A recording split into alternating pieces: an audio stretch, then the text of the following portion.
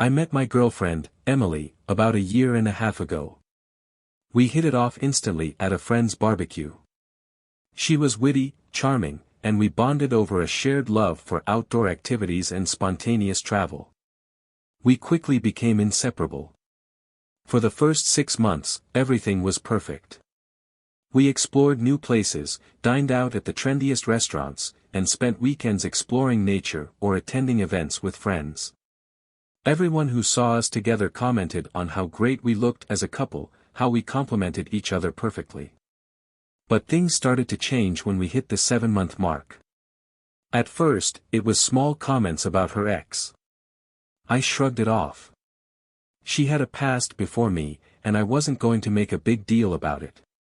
However, as the weeks passed, her reminiscing grew more frequent and specific. One evening, over dinner, she casually mentioned how her ex always knew the perfect wine pairing for every dish. On another occasion, when we were planning a weekend trip, she described how her ex used to plan their vacations down to the smallest detail. Even when we were just watching a movie together, she'd say things like, "My ex always gave the best shoulder massages while watching films." At first, I tried to overlook it. Everyone has a past, right? But it kept happening. And then it got worse. One evening, she casually suggested I should take some notes from her ex on how he used to express affection, mentioning how he'd leave sweet notes around their apartment. Another time, after a disagreement about house chores, she said, "My ex and I had a great system for this, maybe you should try it." I felt hurt, but I didn't say anything at first. But then, one evening, we were having dinner with friends when she blurted out, "My ex had this amazing tradition of taking me on surprise getaways every Christmas. He planned everything perfectly." She then turned to me and added, "Maybe you could take some inspiration from him on holiday planning." I was stunned, humiliated even. Our friends noticed the awkwardness, but nobody said anything. Later that night, I tried to talk to her about it. "Emily, these comparisons are really starting to affect me. It's not fair to always bring up your ex." She apologized, and for a couple of weeks, I thought it would get better. But, of course, it didn't. It was like she couldn't help herself. The comments about her ex kept creeping in, until one day, she said something that changed everything. "My ex broke up with me in such a mature way. He slowly pulled away for about a month and then took me to our favorite restaurant, where he told me that he had outgrown the relationship. It was respectful. I really admired how he handled it." That was the moment it hit me. She wasn't over him. She was still holding on to that relationship. And, worse yet, she was trying to recreate it with me. I decided to do exactly what she seemed to want. I started pulling away gradually, like her ex had. I kept our plans, but I made subtle changes, a bit more distance each time. A few weeks later, I made a reservation at the upscale restaurant we'd always enjoyed together, the same one where her ex had broken up with her. The night of the dinner arrived, and everything was perfect. I dressed just as she had once described her ex dressing for special occasions, and we were seated in a quiet corner, just like we always liked. She was in a great mood, having just received a promotion at work. I let her start talking about her promotion and how her ex had celebrated hers with a surprise party. Then, I cut her off, saying calmly, "You know, all these stories about your ex have really been enlightening." Her face lit up, expecting me to say something sweet or offer a grand gesture like her ex would have. But instead, I said, "I've learned a lot about what you value in a relationship. And I've learned exactly how to end this one." She froze. "What are you saying?" I smiled. "Just like your ex, I've realized I've outgrown this relationship. And I'm ending it the way you've described as the most mature and considerate way possible. Calm, rational, at our favorite restaurant. Just like he did." Her face went pale. The realization hit her. "Are you breaking up with me because I talked about my ex?" she whispered. "No," I replied, maintaining my calm demeanor. "I'm breaking up with you because you're clearly not over him. You've spent our entire relationship comparing me to him. You've tried to mold me into someone I'm not. And I'm done." She started to cry, but it wasn't the composed, understanding tears she had admired about her ex's breakup style. These were messy, angry tears. "This isn't fair," she yelled. "No," I replied, "what's not fair is how you've been trying to rewrite your past through me." She stormed out of the restaurant, but that was just the beginning. Over the following weeks, Emily tried to convince me that we could fix things. She showed up unannounced, tried to guilt-trip me, even began contacting my friends and family. But I had already made up my mind. When she showed up at my gym, I made it clear that her behavior was crossing the line.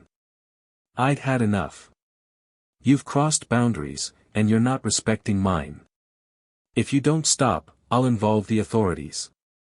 Eventually, Emily stopped. She disappeared from my life, and though I heard rumors from mutual friends, I didn't engage. I was free. Now, I've learned to trust my instincts. The next time I enter a relationship, I'll pay close attention to how my partner talks about their past. You learn a lot about someone when they keep bringing up their ex. And yes, I kept records of everything. Not to use it, but as a reminder to trust my gut. When something feels off, it's probably because it is.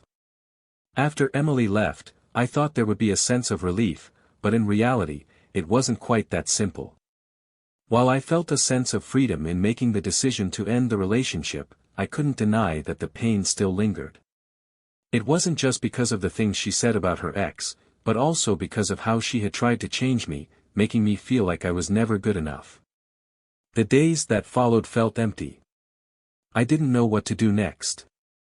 I had grown accustomed to having Emily in my life every day, even though she made me feel like I was always living in the shadow of another man.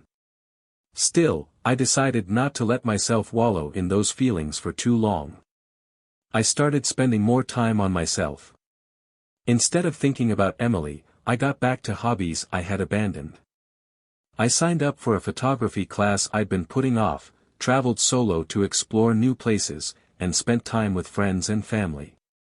I started to realize that there were things I had neglected when I had focused too much on the relationship.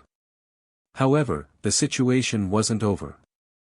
A few weeks later, I received an unexpected call from a mutual friend. He said that Emily was throwing a party and wanted me to attend. "She probably doesn't want to continue things with you," my friend advised. But I knew my life shouldn't be disrupted by these emotional games. I politely declined the invitation. A few days after that, I received a message from another friend. "Emily still hasn't accepted the breakup. She's telling people that you don't understand what she needs and is hoping you'll get back together." I felt a bit disappointed, not because she still had feelings for me, but because I realized that she still hadn't come to terms with reality. Our relationship was over, and it couldn't continue unless she changed. This made me think even more. Everyone has a past, and emotions aren't always easy to let go of. But when you can't move on and keep bringing your past into the present, you end up hurting yourself and those around you. I understood that, and I didn't want to make the same mistakes in future relationships. Time passed, and I grew stronger. I learned how to set clear boundaries and stay firm in what I wanted in a relationship. A few months later, I met another woman. She wasn't perfect, but she understood and respected my past, and she didn't try to compare me to anyone else. We connected in a genuine, natural way, without the shadows of the past looming over us. The story with Emily had become a valuable lesson. I understood that sometimes, you need to let a relationship go in order to make room for something better. And above all, I learned to love myself first before loving someone else, something I had never realized while I was with Emily. As time went on, I slowly but surely found peace with the whole situation. Emily's attempts to reach out became fewer, and I stopped hearing from mutual friends about her attempts to fix what had been broken. In a way, I could almost feel sympathy for her, how she seemed trapped in an idealized version of the past. But in the end, I knew I couldn't carry that burden anymore. I stayed focused on my own growth, learning from the mistakes of that relationship and striving to be better in the future. I got better at trusting my instincts when something didn't feel right, and I learned to recognize when people were stuck in the past, trying to recreate something that had already ended. Months passed, and I thought Emily was truly out of my life. But then came the unexpected. One day, I received a message from her. It wasn't long or particularly dramatic, just a simple, "Can we talk?" I felt a mix of emotions, anger, confusion, and curiosity. After everything that had happened, I didn't think we needed closure. But I had to admit, a part of me wanted to know what she had to say. So, I agreed to meet up, but I was clear that this time would be different. I wasn't the same person I was when we first met, and I had no intention of falling into old patterns. We met at a coffee shop, a neutral place where we wouldn't be interrupted. Emily looked different, her usual bubbly energy now replaced with a quieter, more subdued demeanor. She looked tired. "I've been thinking a lot about everything," she began, her voice softer than usual. "I've realized that I was unfair to you. I've been holding on to a past that wasn't even mine to keep." I listened, not interrupting. For the first time, she wasn't defending her ex or talking about how he'd done things better. Instead, she spoke about her own insecurities, how she had used the comparisons as a way to fill a void she didn't fully understand at the time. "I guess I was trying to mold you into something that I thought I needed," she admitted, looking down at her hands. "I was so afraid of losing him, that I made you feel like you had to be just like him. I don't want to do that anymore." It felt like a small victory, hearing her admit this. Still, I remained cautious. "I appreciate your honesty, but I've already moved on, Emily. I've spent a long time processing everything, and while I'm glad you're trying to understand your own actions, I can't be the one to help you fix this. You have to do that on your own." Her face fell, and I could see the tears welling up in her eyes. "I understand," she whispered. "And I'm so sorry for how I treated you. I don't expect you to forgive me right away. I just needed you to know that I've learned." I nodded, feeling a sense of closure that had eluded me until that moment. There was no magic fix, no perfect resolution. But I realized that this conversation, this acknowledgement, was the final step in freeing both of us from the ghosts of our past. After we said goodbye, I walked away from that meeting with a sense of relief I hadn't felt in months. There would always be moments where I'd look back and think about what went wrong, but I knew that I had done the right thing. I had stood up for myself, held firm to my boundaries, and refused to be part of her idealized narrative. In the end, Emily's lesson was one I carried with me: sometimes the best thing you can do for someone you love is let them go. And sometimes, it's necessary to let go of the past to create a better future. Now, with that chapter behind me, I feel ready to continue moving forward. I'm not afraid to make mistakes, and I'm not afraid to love again. And when I do, I'll make sure that it's not about comparing someone to a past relationship but building something new, something real. And that, I realized, is the most important lesson of all. Thanks so much for watching. I hope you enjoyed this story. If you did, please hit the like button and share your thoughts in the comments below. I would love to hear what you think. Your feedback really helps me create better content for you.